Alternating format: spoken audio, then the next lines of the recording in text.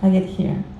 Hello, good afternoon. I'm happy to be here, and I hope you're happy to be here too, as well as the ones at home.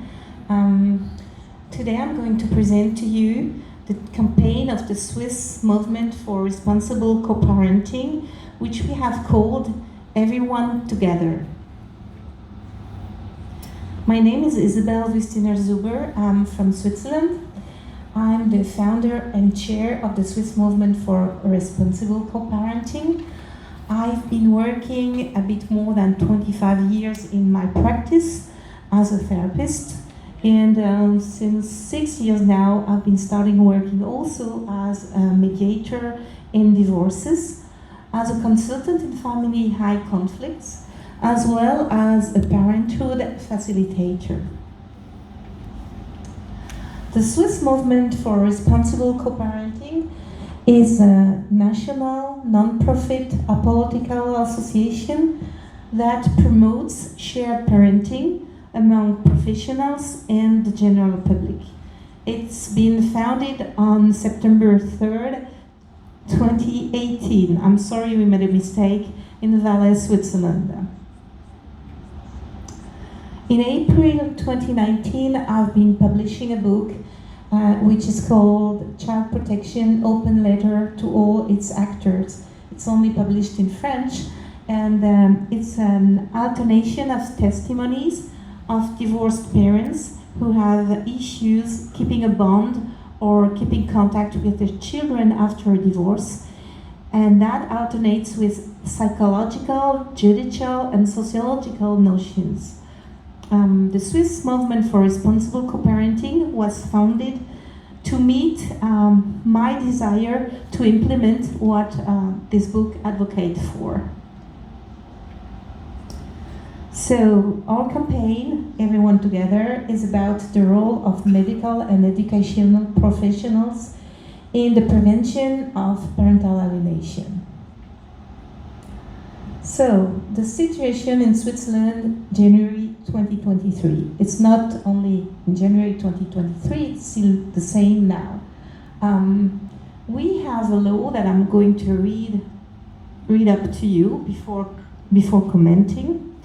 That's the Article 275A, Clause 1 of our Civil Code. And this article and these clauses say, it's about information. The father or mother who does not have parental authority will be informed of the particular events in the child's life and will be heard before important decisions are made regarding the child's development. Actually, when you read all the articles of that part of our civil code, you realize that even the legislator doesn't seem to be clear about the difference that there is about custody and parental rights, which are not the same. There we only mention parents without parental rights. But actually, this article, because we have been looking behind it and we've been looking at what the legislator wanted when it made this article, means that health professionals and teachers are supposed to communicate only to custodial parents. And then the custodial parent communicates to the parent without custody that this parent has or has not parental rights. That's how it's meant to be. So I'll let you imagine what goes on when there's high conflict. Anyways, in any situation in life, if I want to communicate something to you, I communicate to you. If I want to communicate with you, I do the same. Very bad idea for me to communicate with you, to communicate to your neighbor, because information gets distorted or lost. But it's the way it's supposed to be. The thing is, it's not clear about anyone's head. With lawyers, with the help of lawyers, we had to look at the comments of the law to really understand what this article means. And people on the field, in health and in education, they don't know about this. What they all know is that they need to communicate to the parent with custody, and that's what they do. That's all. On the other side, what is not on the slide is the clause 2. The clause 2 gives the possibility to the parent who seek information, who seek more information, to ask questions. The thing is, what we have realized since the beginning of our work as an association is that some parents don't even know where their children go to school. They don't even know which teacher teach to their children. They don't even know who the pediatrician of the child is. Of course, that's not in most situations, but in some it is this way. So that's a very big problem. And therefore, I'm going to explain some more on how we in Switzerland work with that. Switzerland is a confederation. I think I have a pointer here. No, I don't. So, Switzerland is a confederation of 26 cantons. There are states that we name canton. We have 4 national languages, which makes it even more complex. And in each canton, there's a head of service for health, and there's a head of service for education. Regarding health, if we look at the health part, then below the head of service, there's a cantonal physician, cantonal doctor, and then under the cantonal doctor, there are the health professionals, doctors, physicians, nurses, and so on. And those people, doctors, can get together and have founded cantonal medical societies. So we have in Switzerland 26 heads of service for health, 26 cantonal physicians, 26 cantonal medical societies. It's the same for education. Education is the head of service in each canton. Under the head of service, there are a few different heads. I just mentioned on my scheme the head of mandatory education. And then under that person, there are elementary schools and centers and secondary schools. And below, the educational professionals, teachers to school, to minors. What we first did, starting our campaign last fall, in fall 2022, is to contact the doctors one by one, the one we knew, the one our members had contact with, and then do the same with teachers. So it takes a long time. And we realized people don't all have the same information, so we decided to do it another way. We went to see a few politics, and we went to see Mr. Sidney Camazin.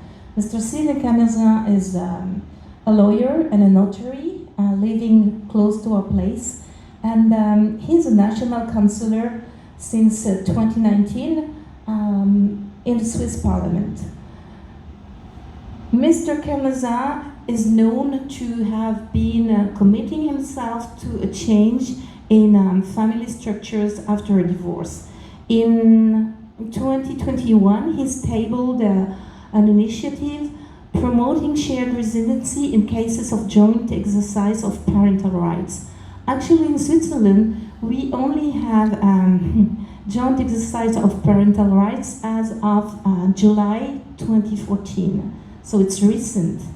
And up until now, most of the time, it is the mother who gets custody and the father gets visitation right, which is normal visitation right is every 2 weekends, meaning it's about 4 days a month. So actually, at the moment, a judge can decide that there will be shared parenting, but many times, if there's a slight conflict, if there's anything keeping him or her to decide that, then he decides for the usual old-fashioned attribution of sole custody. So, all together with this counselor, we discussed, and we decided it would be good to change the law, because as long as we don't change the law, then it's up to the goodwill of everyone to agree to collaborate with us and to change things. And Mr. Camerzin has said we could do it so as to change law so that health professionals and teachers communicate to both parents directly without intermediary. And on the 17th of March 2023, so it's quite recent, he's tabled parliamentary intervention to ask and to guarantee that the right of each parent to get all information about their children. At the moment being, he's asked the question to the Federal Council, that is our executive group. And we wanted an answer from them, because if the answer is positive, then we are going to tell the other parliamentary, yes, the Federal Council is for it. If it's not positive anyways, it is going to go forward in June. That's the next meeting of the parliamentary. In June, then Mr. Camerzin will think or start or do it right away, an initiative to ask for a change. So this took us some time to discuss with this counselor, and it was beyond our expectations. So it was a great step forward. And then what we've done is this spring we sent a letter to each authority in each canton in the two fields that I'm talking about, health and education, and they receive a letter asking for their cooperation, saying that for the moment being, the law doesn't require it, but it might change, and anyway, it's a good idea, and maybe they could help us change things already now. So, enclosed to our letter, we added this, a proposal to standardize child registration forms in schools and medical centers. And on this form, that is not usual at all in Switzerland, we ask for the coordinates of the child, of the father or parent 1, for the mother or parent 2. We also wrote down parent 1 and parent 2 because since I'm not sure when exactly, but 1 or 2 years ago, homosexuals can get married in Switzerland and they can adopt, so we didn't want to exclude them. And what's really interesting is that is a worksheet, because of course we're going to continue going in schools, going and meet with doctors, going and meet with anyone interested, and there's a box to tick. Joint exercise of parental rights or parental authority, and this way, reading this sheet, we can see where the child lives, we can see whether the parents are still together, we can see if they both have a parental authority, but in any way, they need to be both informed. They can also both request more information. The only thing a parent without parental rights cannot do is make a decision. He can give an advice, but we don't need perforce to follow that advice. So we thought it was a good idea to present it this way. And during this process, up until now, we have met difficulties, but we also got support. The difficulties reside in the fact that educational and health professionals, their concerns are mostly what is relevant to their main field of action and of knowledge, of course. So they hardly feel that part of their professional duties could have to do with supporting shared parenting. Unless they directly had to deal with it in their personal life or the life of close ones, well, educational and health professionals, like actually anyone from the public, finds it difficult or may find it difficult to acknowledge that sometimes the situation is that bad that the non-custodian parent has no information. And in the typical case is, I'm the non-custodial parent, I don't get information, I don't even know where to ask my questions, and then I'm accused of not being interested in the life of my child, as I'm kept away actually. And there's a deleterious feeling that remains that if a parent is lacking information about the child or kept away by the custodial parent, it's most probably related to that parent being abusing the child in some way. And this leads to the belief it's sometimes best to not share any information with the non-custodial parent. So what we've been observing is that as soon as there's a conflict, even medium conflict, well, professionals don't communicate with both parents. And we found support in our network that is partly formed of the colleagues of some of our members working in those two fields, the dedication of our members and the help of members of other parental associations in Switzerland, the support and recognition of our work by impactful professionals working in child protection associations, and the interest of a few politicians, especially Mr. Sidney Canosa, National Councillor, that we thank here again. My conclusions are, it is only when the public will consider that a divorce and children no longer living with both parents at the same time is part of the new normal, and thus its specific needs to be addressed, that there will be real change in our professional practices.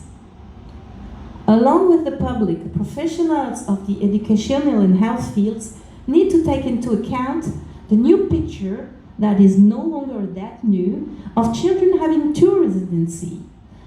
Professionals also need to consider as equal in their rights and function each parent. At the moment being, in Switzerland, it is mostly the parent with custody who matters for professionals, and we somehow leave the other parent behind.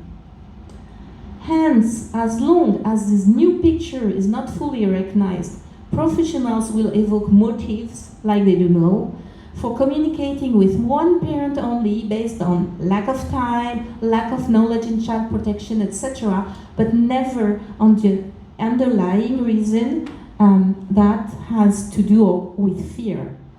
Fear and misconceptions are what makes professionals not involve both parents in sharing information regarding the child. Fear of stepping in an existing conflict between parents. Fear of going against child protection measures that would be in place and that they would know nothing about. Fear of not knowing how to deal with high conflicts. And if fear is a difficult but somehow useful companion at times, it's never a good leader. Let us do all that it takes to exclude it from the game, and taking precautions is not fear. And my last conclusion is that a small and young non-governmental association can bring a change, and that small steps can lead to big changes. Thank you for your attention, and I don't know if you have one question to start with.